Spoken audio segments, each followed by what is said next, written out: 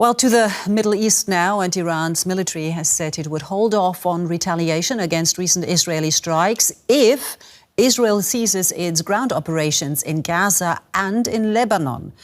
The statement is a more measured response than a promise hours earlier by the Iranian regime that it would fight back, suggesting an attempt to avoid escalating the conflict further.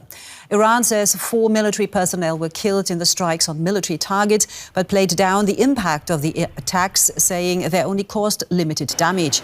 Ceasefire talks aimed at diffusing the wider conflict are expected to resume the ceasefire talks are expected to resume in Doha today. And for more on that, we're joined now by journalist Karim El Gawhary in Cairo. Karim, please tell us who is participating in those ceasefire talks today.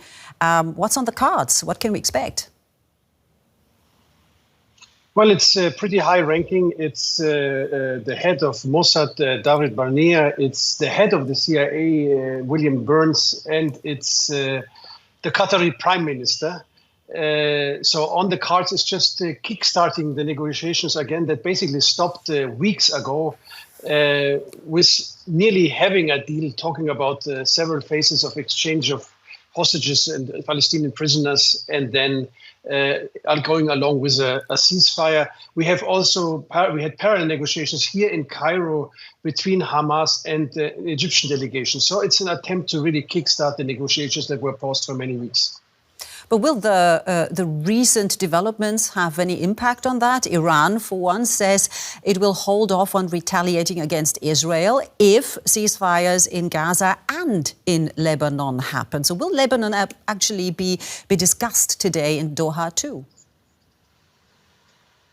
I don't think it's part of the discussions in Doha, but Hezbollah made always clear several times saying that the reason why we started attacking Israel here is the Gaza war. When the Gaza war ends, we will cease our operations in shooting missiles towards Israel and northern Israel. So there's for at least for Hezbollah, there's a clear link between the Gaza Strip and the war in Lebanon.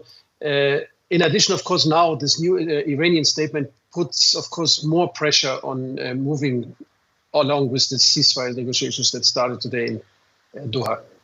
Okay, more pressure there, but as you mentioned earlier, also ceasefire talks are not only starting today, they were already happening in spring. I mean, there was several attempts.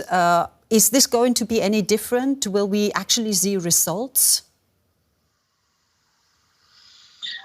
Well, that remains to be seen. But I mean, of course, the situation is a bit different. The US is hoping that the killing of Yahya Sinwar, the head of Hamas, might give Netanyahu an incentive to move now along in the ceasefire talks. Hamas is very clear in the statements. They want to have not only a temporary ceasefire, they want to have a permanent ceasefire and the complete withdrawal of the Israeli army from the Gaza Strip.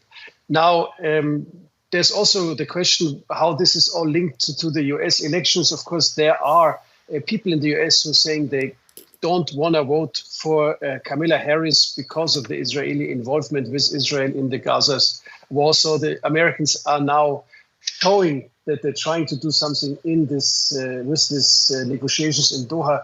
The question is if these negotiations will also outlive the US elections and remain to be serious afterwards.